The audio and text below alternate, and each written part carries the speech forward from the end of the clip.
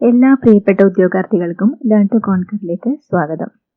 അടുത്ത കാലങ്ങളിലായി ചോദിച്ചിട്ടുള്ള PSC പരീക്ഷകളിൽ കണ്ടിട്ടുള്ള വ്യത്യസ്തമായ ചോദ്യങ്ങളും അതിന്റെ കണക്റ്റഡ് ഫാക്ട്സുമാണ് ഇന്നത്തെ വീഡിയോയിൽ ഉൾക്കൊള്ളിച്ചിരിക്കുന്നത്. നമുക്ക് ക്ലാസ്സിലേക്ക് കടക്കാം.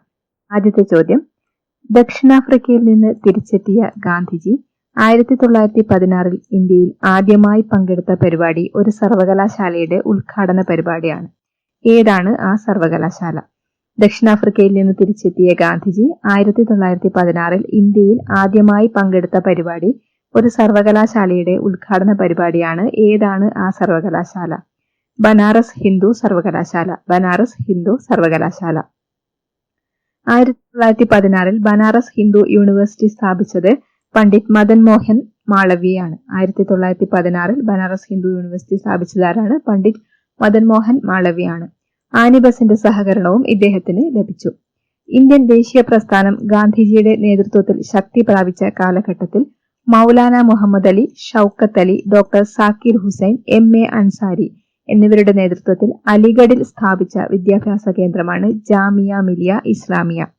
ഇന്ത്യൻ ദേശീയ പ്രസ്ഥാനം ഗാന്ധിജിയുടെ നേതൃത്വത്തിൽ ശക്തി പ്രാപിച്ച കാലഘട്ടത്തിൽ മൗലാന മുഹമ്മദ് അലി, ഷൌക്കത്ത് അലി, ഡോക്ടർ സാക്കിർ ഹുസൈൻ, MA അൻസാരി എന്നിവരുടെ നേതൃത്വത്തിൽ സ്ഥാപിച്ച വിദ്യാഭ്യാസ കേന്ദ്രമാണ് ജാമിയ മിലിയ ഇസ്ലാമിയ. എവിടെ സ്ഥാപിക്കപ്പെട്ടതാണ്? അലിഗഡിൽ സ്ഥാപിക്കപ്പെട്ട വിദ്യാഭ്യാസ കേന്ദ്രമാണ് ജാമിയ മിലിയ ഇസ്ലാമിയ. മതേതര വിദ്യാഭ്യാസം ദേശീയ പ്രസ്ഥാനത്തെ ശക്തിപ്പെടുത്തും എന്ന കാഴ്ചപ്പാടായിരുന്നു ഇതിന്റെ അടിസ്ഥാനം. മതേതര വിദ്യാഭ്യാസം ദേശീയ പ്രസ്ഥാനത്തെ ശക്തിപ്പെടുത്തും എന്ന കാഴ്ചപ്പാടായിരുന്നു ഇതിന്റെ അടിസ്ഥാനം. നിസ്സഹകരണ സമരകാലത്ത് സ്ഥാപിക്കപ്പെട്ട ദേശീയ വിദ്യാലയങ്ങൾക്ക് ഉദാഹരണങ്ങളാണ് കാശി വിദ്യാപീഠം, ഗുജറാത്ത് വിദ്യാപീഠം, ജാമിയ മിലിയ എന്നിവ. നിസ്സഹകരണ സമരകാലത്ത് സ്ഥാപിക്കപ്പെട്ട ദേശീയ വിദ്യാലയങ്ങൾക്ക് ഉദാഹരണങ്ങൾ ഏതൊക്കെയാണ്? കാശി വിദ്യാപീഠം, ഗുജറാത്ത് വിദ്യാപീഠം, ജാമിയ മിലിയ എന്നിവ. അടുത്തത്, റിഫ്രാക്റ്റീവ് ഇൻഡെക്സിന്റെ SA യൂണിറ്റ് ഏത്? റിഫ്രാക്റ്റീവ് ഇൻഡെക്സിന്റെ SA യൂണിറ്റ് ഏത്? ഇത് ആൻസർ ഏതാണ്? യൂണിറ്റ് ഇല്ല എന്നതാണ് ആൻസർ. യൂണിറ്റ് ഇല്ല. വിവിധ മാധ്യമ ജോഡികളിലൂടെ പ്രകാശരശ്മി കടന്നു പോകുമ്പോൾ പതനകോൺ കൂടുന്നതിനനുസരിച്ച് അപവർത്തന കോണും കൂടുന്നു.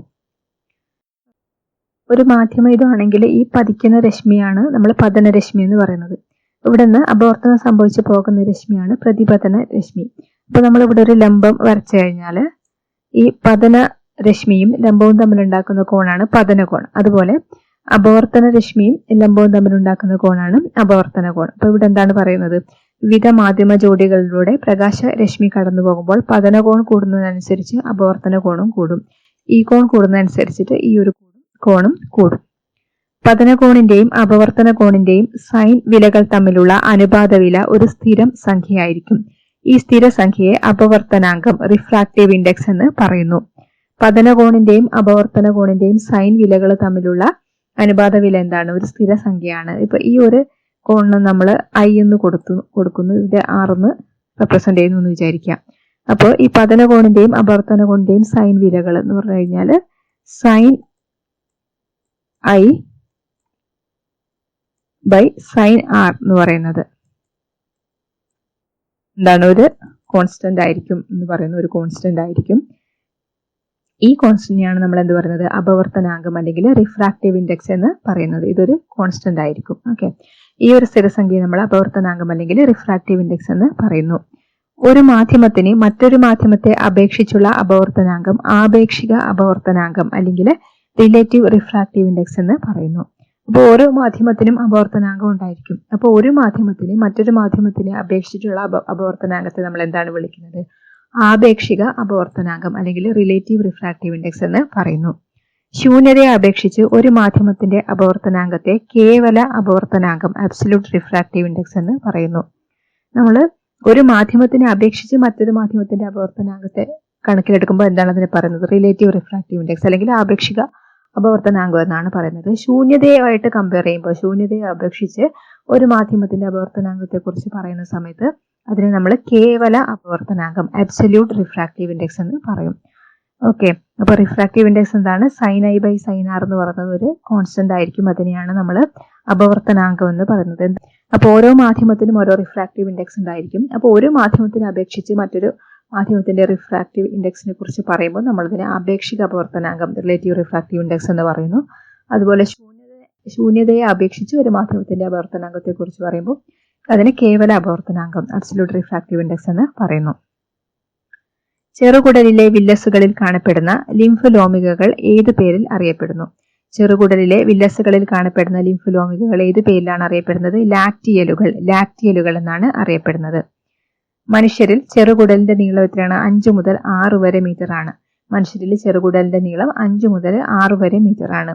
ലഘു പോഷക ഘടകങ്ങളുടെ ആകിരണം ആരംഭിക്കുന്നത് ചെറുകുടലിലാണ്. ലഘു പോഷക ഘടകങ്ങളുടെ ആകിരണം ആരംഭിക്കുന്നത് എവിടെ വെച്ചാണ്? ചെറുകുടലിൽ വെച്ചാണ്. ചെറുകുടലിന്റെ ആദ്യ ഭാഗം എന്താണ്? പക്വാശയം എന്ന് അറിയപ്പെടുന്നു. ചെറുകുടലിന്റെ ആദ്യ ഭാഗമാണ് പക്വാശയം. ചെറുകുടലിന്റെ ഭിത്തിയിൽ കാണുന്ന സൂക്ഷ്മങ്ങളായ വിരലുകൾ പോലെയുള്ള ഭാഗങ്ങളാണ് വില്ലകൾ. ചെറുകുടലിന്റെ ഭിത്തിയിൽ കാണപ്പെടുന്ന സൂക്ഷ്മങ്ങളായ ഇങ്ങനെയുള്ള സ്ട്രക്ചേഴ്സ് ആണ് വിരലുകൾ പോലെയുള്ള ഭാഗങ്ങളാണ് വില്ലകൾ എന്ന് അറിയപ്പെടുന്നത്. ചെറുകുടലിനകത്തെ പോഷക ആകിരണത്തിനുള്ള പ്രതല വിസ്തീർണം അനേകം മടങ്ങ് വർദ്ധിപ്പിക്കുന്നത് വില്ലസുകളാണ്. ഇങ്ങനെ ചെറുകുടലിനകത്തുള്ള പോഷക ആകിരണത്തിനുള്ള പ്രതല വിസ്തീർണം, ഈ ഒരു സ്ട്രക്ചർ കാരണം ഈ ഒരു പ്രതല വിസ്തീർണം അനേകം മടങ്ങ് വർദ്ധിപ്പിക്കുന്നതാരാണ്? ഈ വില്ലസുകളാണ് വർദ്ധിപ്പിക്കുന്നത്. രണ്ട് ഭാഗങ്ങളാണ് രക്തലോമികകൾ, ലാക്റ്റിയലുകൾ എന്നിവ. ലാക്റ്റിയലുകളാണ്. അപ്പോൾ വില്ലസിൽ കാണുന്ന രണ്ട് ഭാഗങ്ങളാണ് ഏതൊക്കെ? രക്തലോമികകളും ലാക്റ്റിയലുകളും. വില്ലസുകളിൽ കാണപ്പെടുന്ന ലിംഫലോമികകളാണ് ലാക്റ്റിയലുകൾ. ഇതാണ് നമ്മുടെ ക്വസ്റ്റ്യൻ അല്ലെ. വില്ലസുകളിൽ കാണപ്പെടുന്ന ലിംഫലോമികകളെ നമ്മൾ എന്ത് വിളിക്കുന്നു? ലാക്റ്റിയലുകൾ എന്ന് വിളിക്കുന്നു. ഗ്ലൂക്കോസ്, ഫ്രക്ടോസ്, അമിനോ ആസിഡ് എന്നിവ രക്തത്തിലേക്ക് ആഗിരണം ചെയ്യപ്പെടുന്ന വില്ലസിന്റെ ഭാഗമാണ് രക്തലോമികകൾ. Glucose, fructose, amino acid. ഈ ഗ്ലൂക്കോസ്, ഫ്രക്ടോസ്, അമിനോ ആസിഡ് എന്നിവ രക്തത്തിലേക്ക് ആഗിരണം ചെയ്യപ്പെടുന്ന വില്ലസിന്റെ ഭാഗമാണ്. രക്തലോമികകൾ വഴിയാണ് ഇത് ആഗിരണം ചെയ്യപ്പെടുന്നത്. പോഷക ഘടകങ്ങളുടെയും 90% ജലത്തിന്റെയും ആഗിരണം നടക്കുന്നത് വില്ലസുകളിലാണ്. പോഷക ഘടകങ്ങളുടെയും 90% ജലത്തിന്റെയും ആഗിരണം നടക്കുന്നത് എവിടെയാണ്? വില്ലസുകളിലാണ്. ഫാറ്റി ആസിഡ്, ഗ്ലിസറോൾ എന്നിവയെ ആഗിരണം ചെയ്യുന്ന വില്ലസിന്റെ ഭാഗം ഏതാണ്? ലാക്റ്റിയലുകളാണ്. ഫാറ്റി ആസിഡ് അതുപോലെ ഗ്ലിസറോൾ ഇവ ആഗിരണം ചെയ്യുന്നത് ആരാണ്? ലാക്റ്റിയലുകളാണ് ആഗിരണം ചെയ്യപ്പെടുന്നത്. ഗ്ലൂക്കോസ്, ഫ്രക്ടോസ്, അമിനോ ആസിഡ് നമ്മൾ പറഞ്ഞ ഗ്ലൂക്കോസ്, ഫ്രക്ടോസ്, അമിനോ ആസിഡ് എന്നിവ ആഗിരണം ചെയ്യുന്നത് രക്തലോമികകളാണ്. അതുപോലെ പോഷക ഘടകങ്ങളുടെയും 90% ജലത്തിന്റെയും ആഗിരണം നടക്കുന്നത് വില്ലസുകളിലാണ്. ഫാറ്റി ആസിഡ്, ഗ്ലിസറോൾ എന്നിവയെ ആഗിരണം ചെയ്യുന്നത് ലാക്റ്റിയലുകളാണ്. ഇത്രയുമാണ് ഈ ഒരു ക്ലാസ്സിൽ ഉൾക്കൊള്ളിച്ചിരിക്കുന്നത്. ക്ലാസ്സിനെ കുറിച്ചുള്ള നിങ്ങളുടെ അഭിപ്രായങ്ങൾ അറിയിക്കുക.